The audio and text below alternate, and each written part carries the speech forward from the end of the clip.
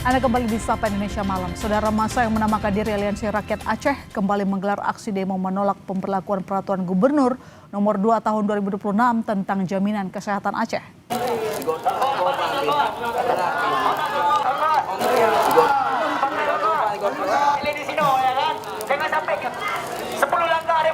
Masa aksi yang terdiri dari elemen masyarakat dan mahasiswa ini kembali mendatangi kantor Gubernur Aceh.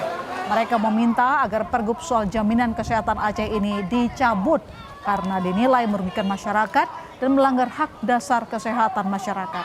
Menurut massa, pergub itu telah mengubah skema JKA yang sebelumnya diperuntukkan untuk masyarakat Aceh tanpa kecuali menjadi berbasis desil atau kelompok ekonomi tertentu yang memicu protes dari masyarakat. Mereka berharap gubernur atau wakil gubernur dapat menemui mereka termasuk Sekda Aceh, namun ketika pejabat pemerintah Aceh itu tidak berada di lokasi.